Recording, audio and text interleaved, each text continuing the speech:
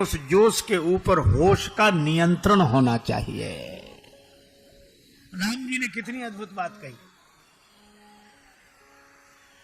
तो क्या कहना चाहते हो लक्ष्मण? लक्ष्मण जी ने कहा अगर आपकी आज्ञा मिल जाए तो धनुष की कौन कहे, अगर आपकी आज्ञा मिल जाए तो गेंद के समान ब्रह्मांड को उठा ले। जब लक्ष्मण जी ने यह कहा तो सभा में बैठे राजा कांप गए। एक राजा ने कहा सुन रहे हो क्या? बोले अब तो ब्रह्मांड ही उठ रहा है। तो दूसरा राजा बोला अपना क्या होगा? तीसरा बोला जो सबका होगा सब अपना होगा, कौन ब्रह्मांड में अपना अकेले ही उठेंगे। तब तक लक्ष्मण जी कुछ कह रहे थे। एक राजा बोला हमने पहले ही कही थी कि घर चलो, तुम ही बैठे रहे यहां तमाशा देखने। और जनक जी भी कह रहे थे तजव आज आस निज निज ग्रह जाहू। चौथा राजा बोला क्यों रे तेरा घर कोई ब्रह्मांड से बाहर है। पांचवा बोला यहां तो सब इकट्ठे हैं। एक राजा बोला कि उठाएंगे तो उठ जाएंगे, रखेंगे तो फिर जहां के तहां आ जाएंगे। लक्ष्मण जी बोले रखूंगा नहीं, काचे घट जिम डारू फोरी सकूं मेरु मूलक इव तोरी, कच्चे घड़े के समान फोड़ डालूंगा। अरे ब्रह्मांड कोई फोड़ डालोगे तो हम सबकी क्या दशा होगी। लक्ष्मण जी बोले चिंता नहीं, बनाने वाले भी बगल में ही बैठे हैं। लव निमेष ब्रह्मांड निकाया रचई जासु अनुशासन। और यहाँ एक संकेत बड़ा अच्छा है, काचे घट जिम, कच्चे घड़े के समान फोड़ डालेंगे। कच्चे घड़े की उपमा क्यों दी? क्योंकि कच्चा घड़ा फूट भी जाए तो दोबारा बन जाता है, और पक्का घड़ा एक बार फूटा टूट फूट जाएगा, बन नहीं सकता। तो शिष्य को तो कच्चे घड़े की तरह होना चाहिए। गुरुदेव जैसा बनाएंगे वैसे ही बन जाएंगे। किसी ने कहा कि ब्रह्मांड की बात नहीं, धनुष की बात हो रही है। लक्ष्मण जी बोले कमल नाल जिमी चाप चढ़ावो, कमल नाल जिमी कमल नाल जिमी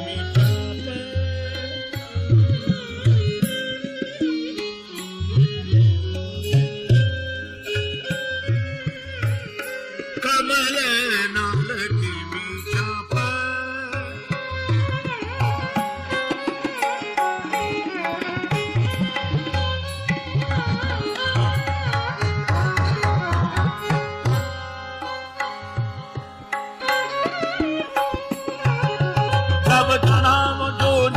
सत प्रमाण ले धाव चाप चाप चाप।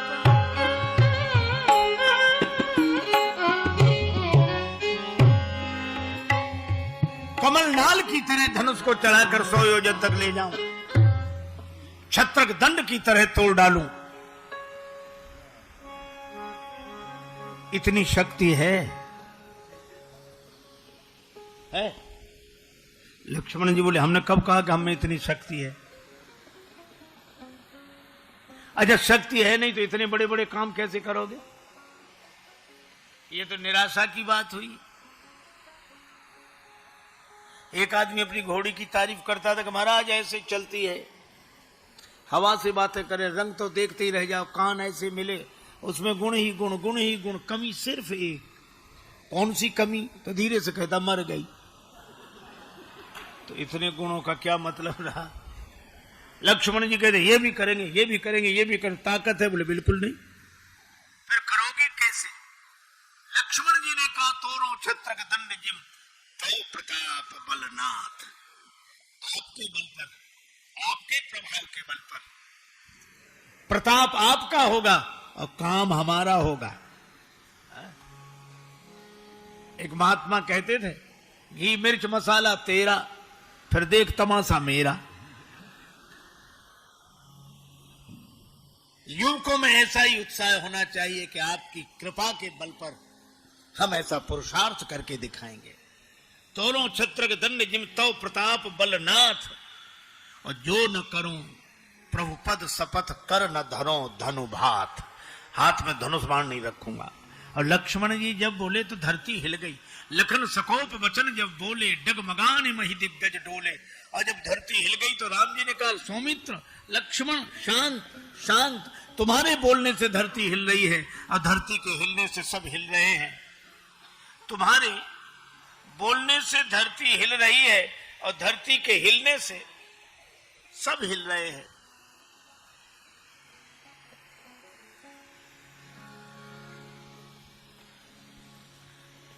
लक्ष्मण जी बोले, प्रभु सब तो हिल रहे हैं लेकिन अभी दो नहीं हिल रहे हैं। दो कौन नहीं हिल रहे हैं?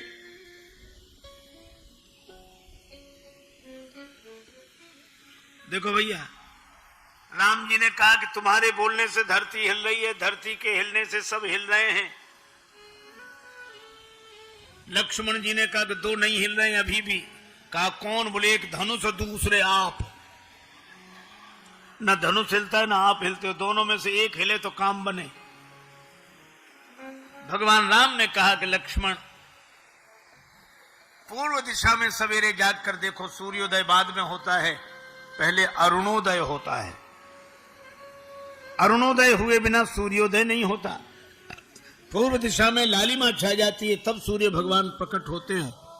राम जी ने कहा कि लक्ष्मण, तुम मुझसे कह रहे हो कि आपका प्रभाव सूर्य है, देर में उगे तो किसे कष्ट नहीं होगा। लेकिन लक्ष्मण जी से राम जी ने कहा कि मेरा प्रभाव अगर सूर्य है तो लक्ष्मण तुम उस सूर्य की लालिमा हो। जब तक तुम प्रकट ना हो जाते तब तक हमारा प्रभाव कैसे प्रकट होता है।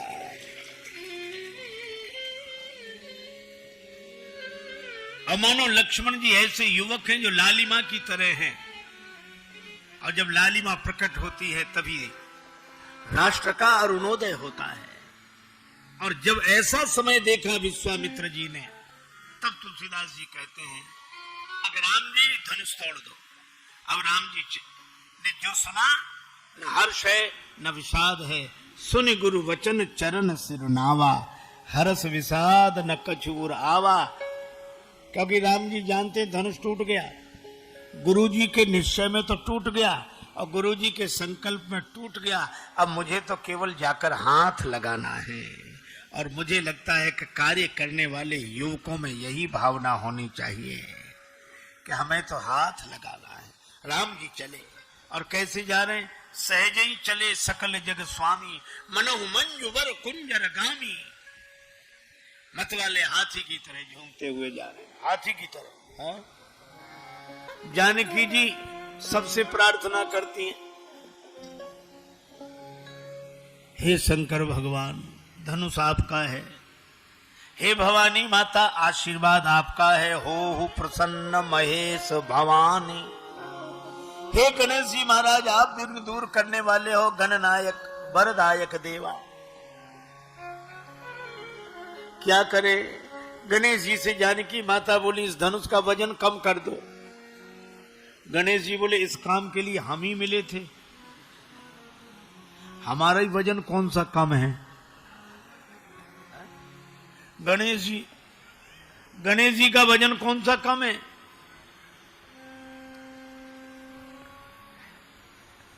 पर जानकी जी ने कहा, आप वजन कम करने की कला में कुशल है। जितने तुंदिल स्थूल का है आप देखते हैं, अगर वजन उसी माप से होता तो बेचारे चूहे की क्या हालत होती जो आपका वाहन है। और बात कितनी बढ़िया है, हमारे यहां प्रथम पूज्य उसे कहा गया कि छोटे से छोटा व्यक्ति भी जिसका वजन उठा ले, वही हमारे यहां प्रथम पूज्य है। बड़ा है, हम बड़ा उसे नहीं मानते कि जिसका वजन बड़े बड़े ना उठा पाए। छोटे से छोटा भी वजन उठा ले, चूहा भी जिसका वजन उठा सकता हो, वो हमारे यहाँ प्रथम पूज्य गणेश जी हैं। तो जानकी जी ने कहा कि धनुष से भी कह दो वजनदार उतना ही बना रहे, लेकिन राम जी उठाएं तो हल्का हो जाए। पर गणेश जी से कहने के बाद फिर धनुष से ही बोली, तुम ही हो जाओ ना हल्के। धनुष बोला, हल्के तो हो जाए, वजन कहां ले जाएं? अपना वजन इन राजाओं पर डाल दो। क्यों? तुम वजनदार हो, इसलिए तुम हिल नहीं रहे हो। और ये राजा लोग इतने हल्के हैं, इनमें थोड़ा भी वजन नहीं है, ये बिना हिले मानते नहीं है। कुछ तो वजनदार हो जाएं, जिसमें जितना जर्फ है उतना ही वो खामोश है। अपना वजन इन पे डाल दो, तुम हल्के हो जाओ। धनुष बोला भरी सभा में हम हल्के हो जाएं? सभा में हल्के लोग भी भारी बन के बैठते हैं, और कोई अपने को हल्का सिद्ध करे। जानकी जी बोली सभा की ओर मत देखो, हो हरु और रघुपति ही निहारी, राम जी की ओर देखो। राम जी को देखकर हल्के हो जाओ। और कितनी अद्भुत बात है, राम जी कहाँ आ रहे हैं? हमारी तरफ आ रहे हैं। क्यों आ रहे हैं? हमारा वजन उठाने आ रहे हैं। श्री जानकी जी ने कहा कि जिसका वजन उठाने के लिए भगवान स्वयं चलकर जिसके पास आ रहे हों, वो भी चिंता के बोझ से हल्का नहीं होगा, तो फिर और कौन हल्का होगा? हो हरु रघुपति ही। भगवान ने धनुष की ओर देखा, चितव गरुड़ लघु व्यालहि जैसे। दम के दामिनी जिमि जब लयऊ, पुनि धनु नभ मंडल सम भयऊ। लेत चढ़ावत खेचत गाढ़े, काहु न लखा देख सब ठाड़े। जय छन माध्य, जय छन माध्य राम धनु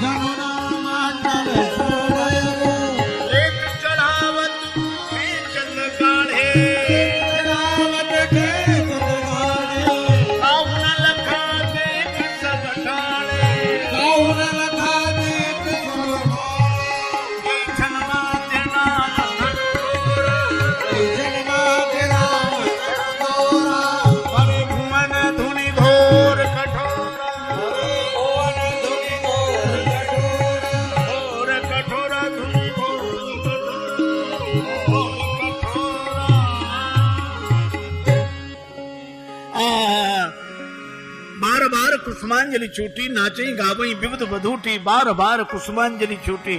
सब प्रसन्न हो गए, जय जयकार होने लगी। सभी प्रसन्न हुए धनुष के टूटने से, पर किसी ने धनुष से कहा, धनुष तुम दुखी हुए होगे, जुड़े हुए थे आज तोड़ दिए गए। धनुष ने कहा अच्छा रहा कि हम तोड़ दिए गए। क्यों? धनुष बोला जब हम जुड़े थे तो दूसरों को तोड़ते थे, अच्छा बोलो धनुष जुड़ा रहेगा, उस पर से बाण चलेगा तो दूसरे टूटेंगे कि नहीं? धनुष बोला हम जुड़े थे तो दूसरों को तोड़ते थे, और आज टूटे हैं तो दो को जोड़कर टूटे हैं, इसलिए हमारा टूटना अच्छा है। अहंकार जब जुड़ता है तो समाज टूटता है, अहंकार जब टूटता है तो समाज जुड़ता है।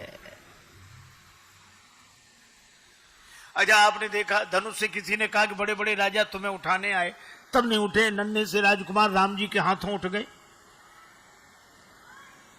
धनुष ने कहा कि हम उठे भी तो राम जी के हाथों में उठे, अर्थात अगर अपनी उन्नति हो तो उन्नति के पीछे भगवान का हाथ देखे। बोले ऐसा उठना किस काम का कि गिर गए? बोले गिरे भी तो राम जी के चरणों में गिरे, गिरना हो तो राम जी के चरणों में गिरो, और अगर उत्थान हो तो भगवान की कृपा का हाथ देखो। लेकिन भगवान ने तुम्हें ऊपर उठाकर नीचे क्यों गिराया?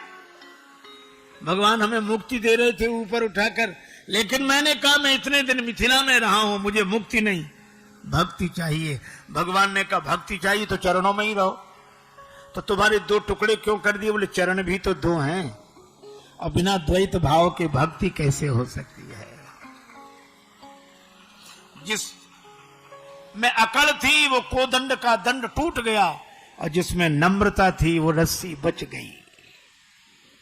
श्री जानकी जी जयमाल लेकर आई। श्री सीता जी से कहा कि नहीं जयमाल पहनाओ।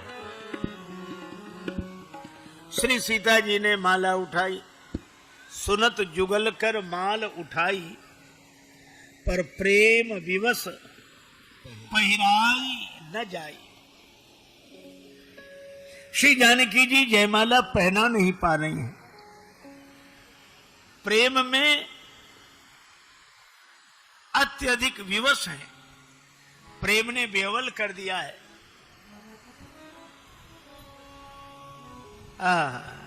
श्री जानकी जी जयमाल पहना नहीं पा रही है। एक सखी ने राम जी से कहा कि थोड़ा आप सिर झुका दो, लली हमारी तनिक सी लला ने को झुक जाओ।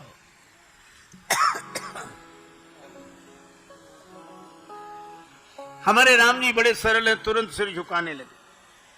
एक सखी बोली बहन गजब हो गया, आज तक किसी रघुवंशी वीर का सिर भरी सभा में झुकाओ ऐसा सुना भी नहीं गया, आज तो देख रहे हैं कि झुक रहा है।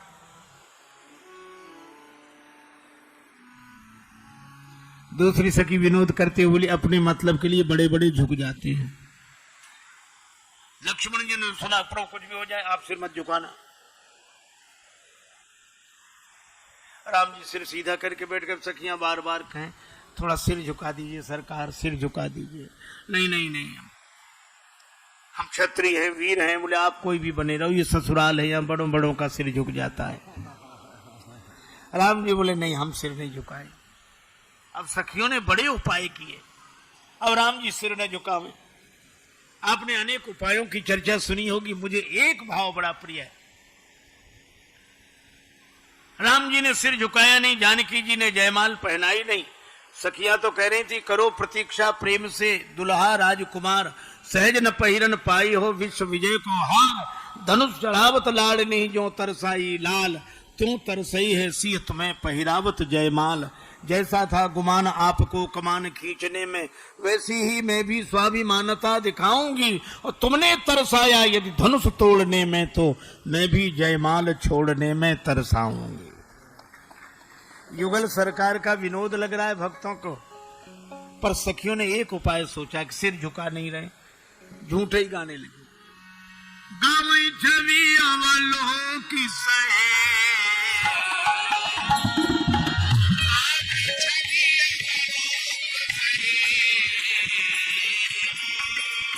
सिय जयमाल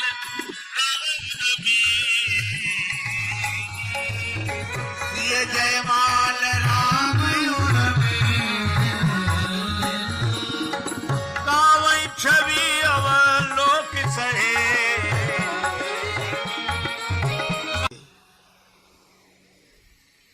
दक्षिण भारत के किसी कस्बा नुमा छोटे से शहर में जज के पद पर थे, और उसी शहर के पास एक छोटा सा गांव में रहने वाला एक केवट, वो इतना सरल था, इतना सरल। कोई भी पूछता केवट भैया वो बात कैसी है, तो केवट कहता रघुनाथ जी जाने, मैं तो कुछ नहीं जानता। इतना सरल। लोगों ने उसका नाम रख दिया भोला। कोई कुछ भी पूछता भैया रघुनाथ जी जाने, मैं तो नहीं जानता कुछ, रघुनाथ जी जाने। केवट के दो बेटे, एक बेटी। बेटी विवाह के योग्य सयानी हुई। बेटों ने कहा कि पिताजी गांव के साहूकार सेठ जी से रुपया उधार ले ले, विवाह के बाद चुका देंगे, हम लोग कमाई करेंगे। ठीक है। सेठ जी के पास गया, 200 रुपए उधार लिया, ब्याज की दर तय हो गई।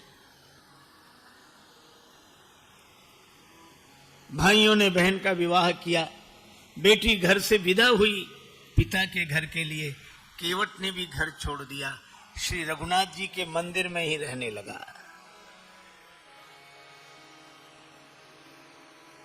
बस उसको तो रघुनाथ जी ही सब कुछ। जाऊं कहाँ तजी चरण तुम्हारे, जाऊं कहाँ तजी चरण तुम्हारे, जाऊं कहाँ तजी चरण तुम्हारे, जाऊं चरण तुम्हारे। काको नाम पतित पावन जग, काको नाम पतित पावन जग, केहि अति दीन प्यारे। ओ जाऊं कहाँ तजी चरण तुम्हारे, जाऊं कहाँ तज चरण तुम्हारे, जाऊं कहाँ तज चरण तुम्हारे।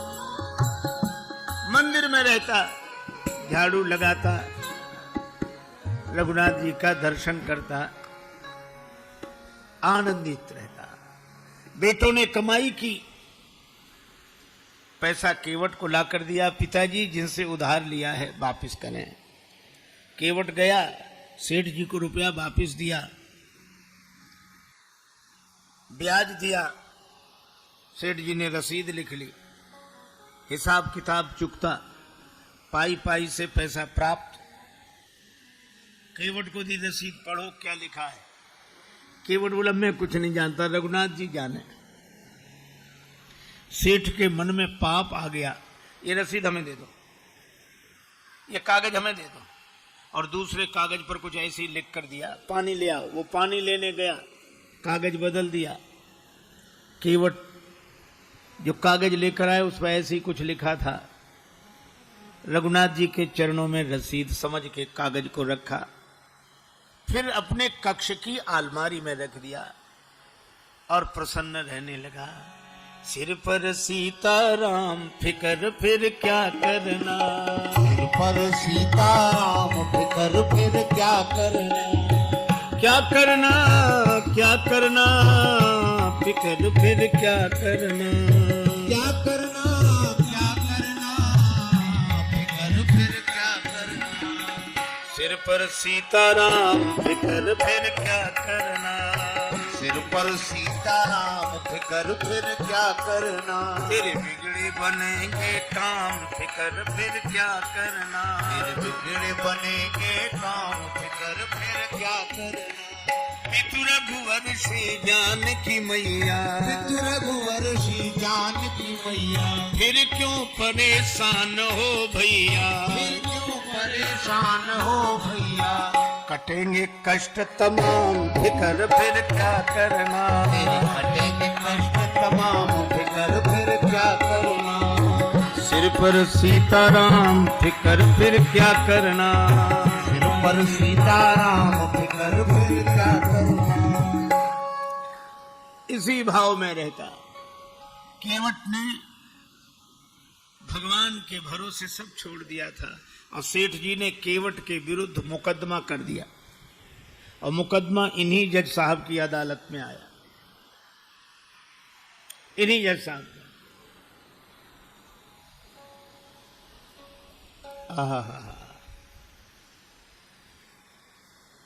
तारीख पर केवट उपस्थित हुआ। जज साहब ने कहा केवट तुमने सेठ जी से रुपया उधार लिया था? हुजूर लिया था।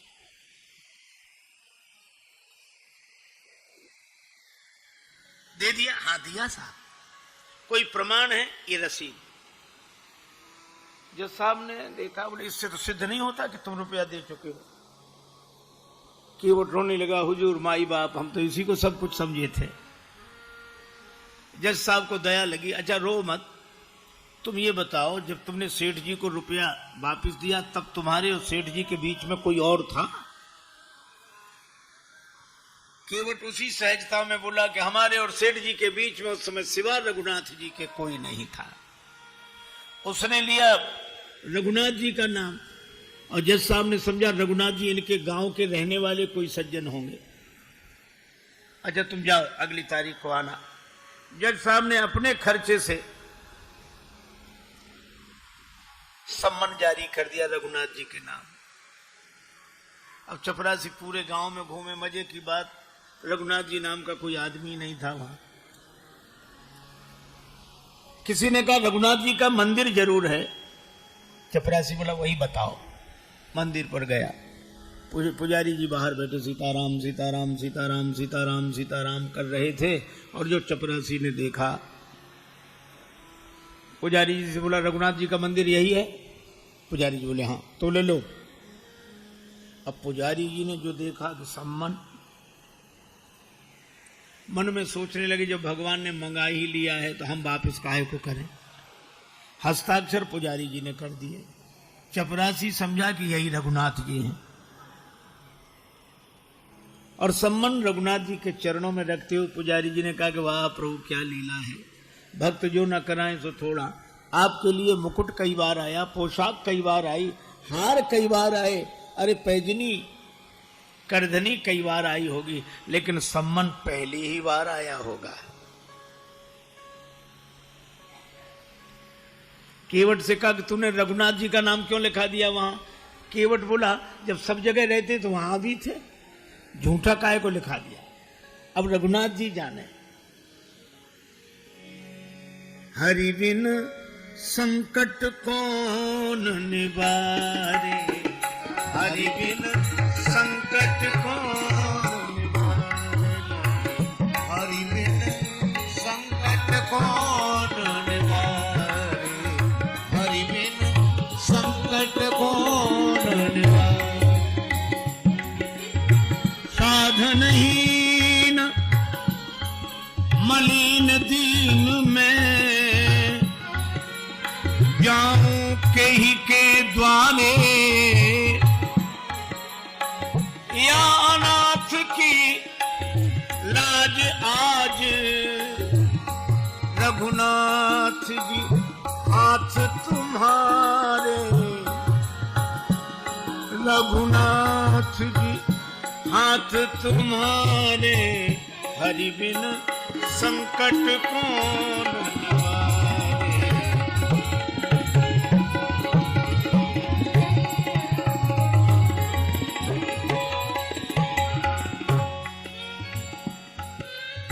एक ही भरोसा, जाएगी लाज तुम्हारे, जाएगी लाज तुम्हारी, नाथ मेरो कहा बिगड़े गो, जाएगी लाज तुम्हारी।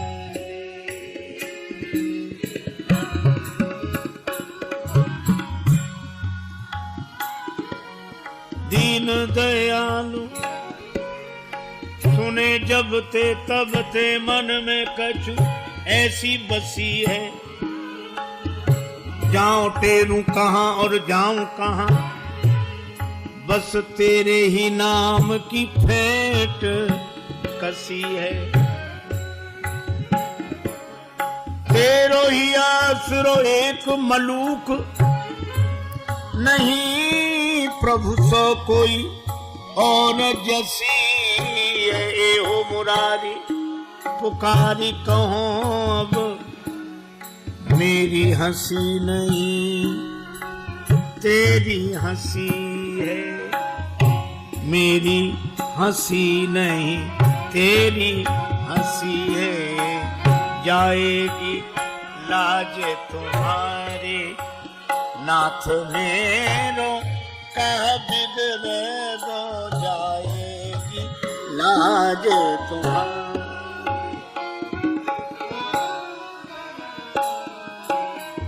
वह निश्चिंत रहता है। अब राम जी जाने, मंदिर में झाड़ू लगाए तो रघुनाथ जी की तरफ देखे, बर्तन मांजे तो रघुनाथ जी की तरफ देखे। जीवन ऐसा बस राम जी के चरणों में समर्पित। तारीख के एक दिन पहले पुजारी जी ने कहा केवट जाइए जरूर, उसका आपके अलावा और कोई नहीं है। क्या जाए, इनकी बैठक में रखा हुआ रजिस्टर मंगाया जाए। उस रजिस्टर में वो रसीद अब तक सुरक्षित है। सर्वांतर्यामी भगवान से क्या छिप सकता था। चपरासी को भेजा गया, रजिस्टर मंगाया गया और रसीद मिल गई। सेठ जी दंडित हुए, केवट भाई जित बरी हुआ। गवाह महाराज तो चले ही गए थे। अपने चैम्बर में जज साहब ने केवट को बुलाया। केवट एक बात पूछे। हाँ पूछे हुजूर। ये रघुनाथ जी कहाँ रहते हैं? केवट ने कहा हुजूर यहां हम रहते हैं। तो तुम कहां रहते हो? कहां जा रघुनाथ जी रहते हैं। तो तुम दोनों एक ही गांव के रहने वाले हो? अरे गांव एक ही जगह के, एक ही जगह के। कौन है ये तुम्हारे गांव के? अरे सरकार, पढ़े लिखे लोगों को समझाना मुश्किल होता है। अरे ये वो हैं जिनका मंदिर है। मंदिर के पुजारी तो लग नहीं रहे थे, और मंदिर इन्होंने बनवाया हो ऐसी हैसियत नहीं दिख रही थी।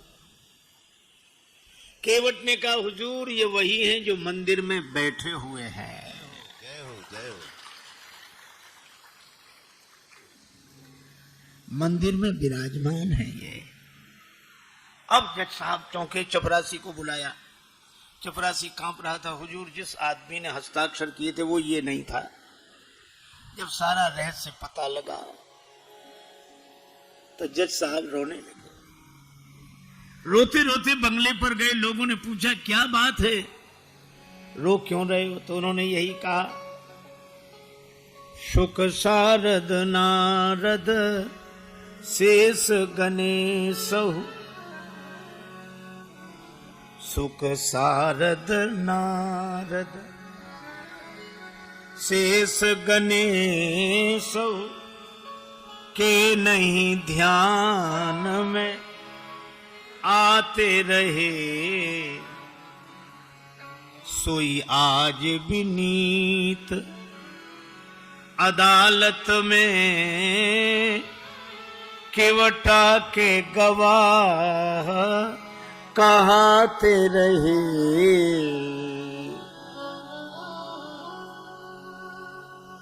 जो शुक सनकादिक के ध्यान में नहीं आए वे भगवान आज केवट की गवाही देते रहे। तो किसी ने कहा कि आप रोते क्यों हैं, खुश होना चाहिए। अब गए तो दुख क्या, वे तो जाते ही। सुख धोखे उदर्श दिए को भयो, दुख नाहिन जो तज जाते रहे। दुख तो केवल एक बात का है, बड़ी बेअदबी हो गई आज उनके विरुद्ध। कुर्सी पे बना, कुर्सी पे बना जज बैठा रहा, जगदीश खड़े समझाते रहे। कुर्सी पे, मैं कुर्सी पर जज बना बैठा रहा, और जिनकी अदालत में एक दिन सबको उपस्थित होना पड़ेगा वे भगवान खड़े खड़े गवाही देते रहे। ऐसा भाव भरा रोते रहे। पद से इस्तीफा दे दिया, साधु बनकर वृंदावन आ गए। वृंदावन आकर भी भगवान के मंदिर के अंदर नहीं जाते थे, सड़क पर बाहर से ही धूल माथे पर चढ़ा लेते। क्यों? यही सोचते थे, आ तो गया हूं मगर जानता हूं। ले जाए वहां। थोड़ी दूर गया, फिर लौट कर आया। लोगों ने कहा तो फिर लौट कर आ गया। शायद मुझे निकाल कर पछता रहे हो आप, महफिल में आ गया हूं मैं इस ख्याल से। घर वाले बोले कोई नहीं पछता रहा तो जाओ, निकलो यहां से। चले, जा रहा था सीताराम सीताराम। बाहर कुछ दूर चला तो ऐसे ही मंदिर के बाहर एक महात्मा बैठे, तिलक लगाए, माला लिए, सीताराम सीताराम सीताराम। और महात्मा भी अच्छे तंदुरुस्त। उसने देखा खाते पीते लगते हैं ये तो। तब तक उनके चेले निकले 2-4, वो भी सब। अरे वाह वाह वाह वाह, यहाँ खाने का बड़ा आनंद है। महात्मा जी से कहा, महाराज आप कौन हैं? हम इस मंदिर के सेवक हैं। अच्छा महंत जी हो आप? हाँ। और ये लोग कौन हैं? ये चेले हैं हमारे। अच्छा क्या करते हैं? भगवान का भजन करते हैं बस। या कोई काम कुछ नहीं, जो मन में आवे सो सेवा करो बस। आराम से रहो और राम राम करो। खाने पीने को कोई कमी नहीं, भगवान की कृपा, खाओ पियो। रहने लगा। महाराज हमें चेला बना लो, बन जाओ। कंठी डाली, तिलक लगाया, चेला बना लिया, अब रहो हमारे पास। बड़ा खुश, खूब खाए। अब महात्मा जी से कहे, महाराज कितनी पंगत होती है आपके आश्रम में? महात्मा बोले 5 पंगतें होती। तो हम 5 में बैठे रहे, कोई हर्ज तो नहीं? महात्मा बोले हर्ज तो नहीं, पर इतना खाते हो तुम? महाराज सब आपकी कृपा है, खूब खावे, आराम से पड़ा रहे। अब एक दिन सवेरे न चूल्हे जले, न कोई हो, न हंडी, न कुछ। अब वो इधर उधर फिरे, जिधर देखे सोई बात सीताराम सीताराम सीताराम। भोजन बनाने वाले भी सीताराम सीताराम। गया गुरुजी के पास, गुरुजी क्या बात है, आज चूल्हे जलते नहीं दिख रहे? आज एकादशी है। हम तुम्हें बताना भूल गए, सचमुच आज भी एकादशी है। और एकादशी के दिन अन्न नहीं खाना चाहिए, और वैष्णवों को तो व्रत करना चाहिए। अब तुम हमारे शिष्य हो गए, वैष्णव हो गए, व्रत करो। बोला गुरुजी चेला और भी तो होंगे। हाँ हैं, तो उन सब से कराओ, हमसे न कराओ।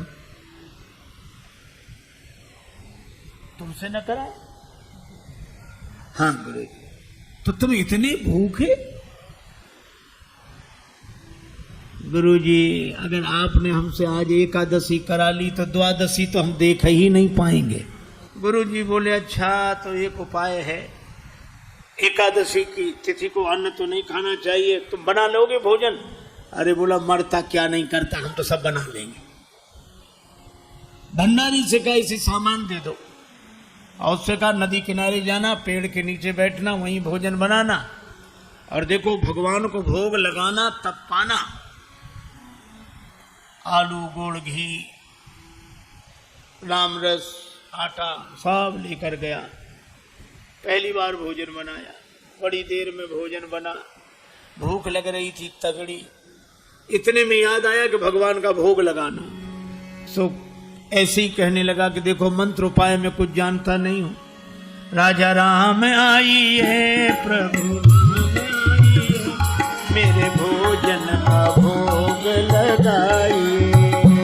राजा राम आइए, प्रभु राम आइए, मेरे भोजन का भोग लगाइए। राजा राम आइए, प्रभु राम आइए, मेरे भोजन का भोग लगाइए। राजा राम आइए, प्रभु राम आइए, मेरे भोजन का भोग लगाइए। मेरे भोजन का भोग लगाइए।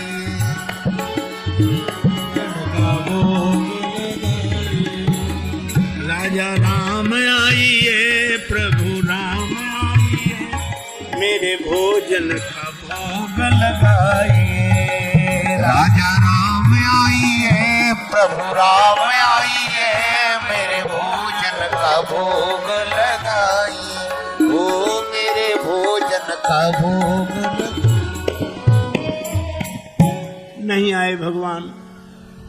भगवान ने वैसे ही भोग लगा लिया जैसे यहां लगा रहे हैं, आए नहीं। और उसको लगा कि आए नहीं तो गुरुजी क्या कहेंगे, हम भूखे रहेंगे। सो बोला आचमनी अर्घा न आरती यहाँ यही मेहमानी, आचमनी अर्घा न आरती यहाँ यही मेहमानी। सुन लो महाराज, आचमनी अर्घा आरती यहाँ नहीं है। आचमनी अर्घा न आरती यहाँ यही मेहमानी, आचमनी अर्घा न आरती यहाँ यही मेहमानी। रूखी रोटी पाओ प्रेम से, रूखी रोटी पाओ प्रेम से पियो नदी का पानी, राजा राम आइए प्रभु राम आइए, मेरे भोजन राजा राम आइए, प्रभु राम आइए, मेरे भोजन का भोग लगा, ओ मेरे भोजन का भोग लगाए। यहाँ तो यही है, रूखी रोटी पाओ नदी का पानी। नहीं आए भगवान। भक्त बोला हम समझ गए, इसलिए नहीं आ रहे होगे कि रूखी रोटियां और नदी का पानी और ये रूखा सूखा पानी कौन जाए, मंदिर में ठाठ है हमारे। भक्त बोला कि मंदिर के धोखे में मत रहना, मंदिर से प्राण बचा के तो हम ही आए हैं। भूल करोगे यदि तज दोगे भोजन रूखे सूखे, भूल करोगे यदि तज दोगे भोजन रूखे सूखे, भूल करोगे यदि तज दोगे भोजन रूखे सूखे। एकादशी आज मंदिर में, एकादशी आज मंदिर में बैठे रहोगे भूखे, राजा राम आइए, प्रभु राम आइए, मेरे भोजन का भोग लगाइए, ओ मेरे भोजन का भोग लगाइए, ओ मेरे भोजन का भोग लगाइए। और जो कहा कि आज मंदिर में एकादशी है भूखे बैठे रहोगे इसलिए आ जाओ यहाँ, और जो यह कहा भगवान इस बात पर बड़े प्रसन्न हुए, बैठे रहोगे भूखे, भगवान तुरंत प्रकट हो गए। लेकिन भगवान भी बड़े कौतुकी हैं। राम जी अकेले नहीं आए, नीलांबुज श्यामल कोमलांगम सीता समारो पित भाम भागम, पाणव महा सायक चारु चापम, नमामि रामम रघुवंशनाथम। राम वाम दिशि जानकी, श्री राम जी के संग सीता जी, और जो दो को देखा भगवान की भुवन मोहनी छवि को देखकर आह्लादित हो गया, चरणों में सिर रखकर प्रणाम किया, जय हो जय हो। लेकिन दूसरे ही क्षण कभी भगवान को देखे, कभी रोटियों को देखे, कभी फिर रोटियों को देखे। फिर भगवान ने कहा क्या हुआ? नहीं नहीं कुछ नहीं। फिर भी बोल नहीं नहीं, आप तो आराम से पाओ, जो होगा सो होगा। तो होगा क्या? गुरुजी ने कहा था भगवान का भोग लगाना, तो हम सोच रहे थे एक ही आएंगे भगवान, आप दो आए तो पूरी एकादशी नहीं थोड़ी बहुत तो करा ही दोगे आप। लेकिन आप लोग इतने प्रिय लगते हो कि पाओ, बार बार पाओ। भगवान ने प्रसाद पाया, श्री सीताराम जी ने। वो भक्तराज जो था उसको भी प्रसाद मिला। भगवान जाने लगे तो भक्त बोला कि अगली एकादशी को जल्दी आ जाना, ज्यादा परेशान मत करना, भूख लगती है, आप देर करते हो। भगवान बोले हम तैयार नहीं। अब अगली एकादशी आई तो गुरुजी ने कहा कि बच्चा आज भी जाना ही पड़ेगा गुरुजी, और उपाय क्या है? ठीक है सामान, लेकिन गुरुजी थोड़ा बढ़वा दो सामान। क्यों?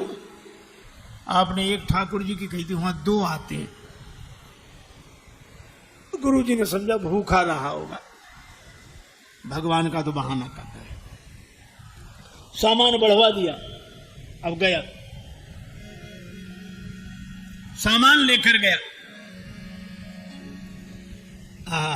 भोजन बनाया, अब लगा पुकारने, राजा राम राजा राम आइए, सीता राम आइए, मेरे भोजन का भोग लगाइए। राजा राम आइए, प्रभु राम आइए, सीता राम आइए, मेरे भोजन का भोग लगाइए। ओ मेरे भोजन का भोग लगाइए। राजा राम आइए, सीता राम आइए, मेरे भोजन का भोग लगाइए। और जो भक्त ने पुकारा, भगवान मानो प्रतीक्षा ही कर रहे थे, तुरंत प्रकट हो गए। लेकिन राम बाम दिसि जानकी, लखन दाहिनी ओर। भगवान श्री सीताराम श्री लक्ष्मण प्रकट हुए। बस, और जो इसने देखा तीनों को, प्रणाम तो कर लिया, लेकिन फिर देखे रोटियों की तरफ, फिर इनकी तरफ देखे, फिर माथा। भगवान ने कहा क्यों, क्या हुआ? बोले कुछ नहीं, कुछ नहीं, अब जो होगा सो होगा, आप तो प्रसाद पाओ। भगवान ने कहा बात क्या? बोले कुछ नहीं, पहले दिन हमने सोचा एक भगवान आएंगे, सो दो आ गए, दो का इंतजाम किया तो आज तीन आ गए। एक बात पूछो भगवान, पूछो, ये आपके साथ कौन है? भगवान ने कहा हमारे भाई हैं, छोटे भाई हैं, भाई हमें। भक्त बोला अच्छा भाई है, सगे भाई हैं? कैसे? लगे पगे दूर के? नहीं नहीं, हमारे सगे सगे भाई हैं। अच्छा सगे हैं सो तो ठीक, लेकिन नाराज होना, एक बात कहें, क्या हमने ठाकुर जी के भोग का ठेका लिया है कि ठाकुर जी के खानदान भर का? भगवान खिलखिला कर हंसे, सीता भैया भी मुस्कुराई, लक्ष्मण जी को लगे कि भगवान अच्छी जगह ले आए, आते ही क्या स्वागत हो रहा है। लेकिन बोला कोई बात नहीं, आप हमें लगते तो इतने अच्छे हो कि क्या बताएं, आप तो पाओ प्रसाद पाओ। तीनों को पवाया, जो बच्चा सो प्रसाद पाया। भगवान जब जाने लगे तो चरणों में सिर रखकर बोला एक बात बताओ, क्या अगली एकादशी को कितने आओगे? अभी से बताओ। भगवान ने कहा हम आ जाएंगे, आ जाएंगे। अंतर्ध्यान हो गया, बड़ा परेशान लौटा। किसी तरह फिर दिन गुजरे, अगली एकादशी आई। महंत जी ने कहा आज जाओगे? बोले जाना ही पड़ेगा, यहाँ कुछ मिलता नहीं है, वहाँ अलग परेशानी है। गुरु जी ने कहा वहाँ क्या परेशानी है? बोले आपके ठाकुर दिन पर हर एकादशी को बढ़ते जा रहे हैं, अब आज पता नहीं कितने आए, कम से कम 11 सेर आटा दो, और उसी के हिसाब से गुड़, आलू, मिर्च मसाला, राम रस, घी। गुरुजी समझ गए कि इतने आटे का क्या करेगा, ये खा तो सकता नहीं, जरूर बेचता होगा, हम पीछे से जाकर पता लगाएंगे। सामान दिला दिया, जाओ। ले गया, पूरी गठरी सिर पे रख के ले गया, रख दी पेड़ के नीचे गठरी, सामान। आज इसने चतुराई की, भोजन बनाया ही नहीं बनाया। सोचने लगे पहले बुला के देख लो कितने हैं, फिर बनाएंगे। और भोजन बिना बनाई लगा पुकारने, राजा राम आई है, सीता राम आई है, लक्ष्मण राम आई है, मेरे भोजन लगाइए। राजा राम आई है, सीता राम आई है, लक्ष्मण राम आई है, मेरे भोजन का भोग लगाइए। ओ मेरे भोजन का भोग लगाइए, ओ मेरे भोजन का भोग लगाइए। राजा राम आई है, सीता राम आई है, लक्ष्मण राम आई है,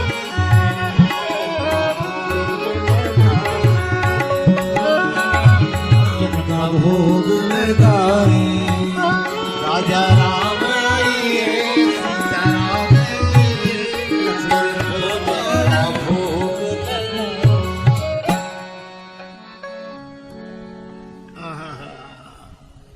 जो प्रार्थना की मानो भगवान तो प्रतीक्षा ही कर रहे। बैठ विपिन में भक्त ने कीन्ही प्रेम पुकार, तोता क्षण में प्रगट हो दिव्य राम दरबार।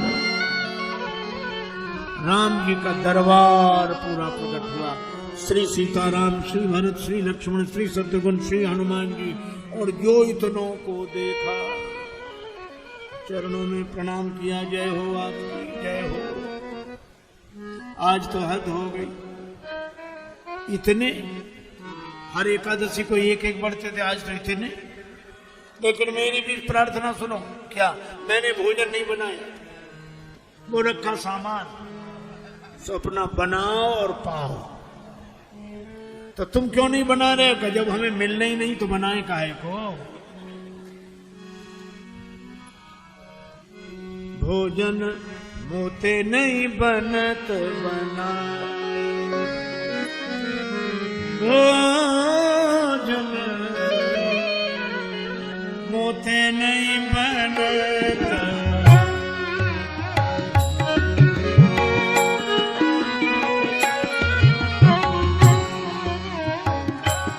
भोजन आप बनावो अपने बहुत दिन न संग पाए, मोते नहीं बनत बनाए। ये भोजन मुझसे नहीं बनता, आप बनाओ। प्रथम दिवस भोजन के हित आसन जब मैंने लगाई, उधर न मैं भर सक्यो सीए जब सन्मुख आई। फिर विनीत आए भाई पर भाई, निराहार ही रहो आज मुझे परत दिखाई। अब तो भूखे ही रहना पड़ेगा। और तुम नहीं तजत सुबानी आपनी, हम केते समझाए। श्री हनुमान जी की ओर देखकर बोला, नर नारिन की कौन कहे,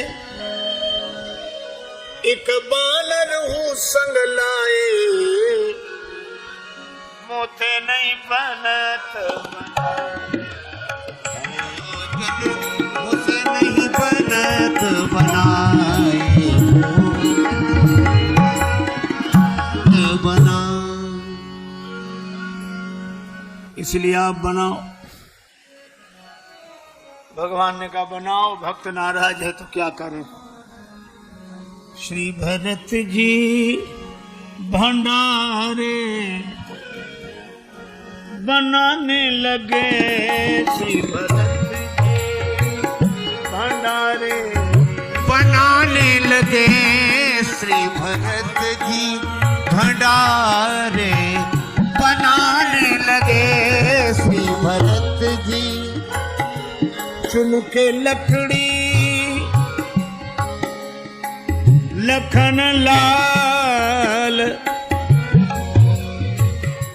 लाने लगे, श्री भरत जी भंडारे बनाने लगे, श्री भरत जी भंडारे बनाने लगे, श्री भरत। पूछते पूछ से आंजनेय चौका को, पीछे हाथों से चौका लगाने लगे, भंडारे बनाने लगे, श्री भरत जी भंडारे बनाने लगे, श्री भरत जी भंडारे बनाने लगे, खेत चूल्हे इधर और उधर शत्रुघ्न,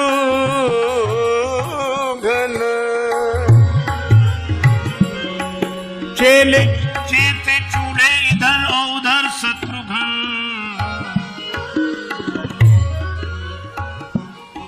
साग भाजी अमनिया कराने लगे, श्री भरत जी भंडारे बनाने लगे, श्री भरत जी भंडारे बनाने लगे, श्री भरत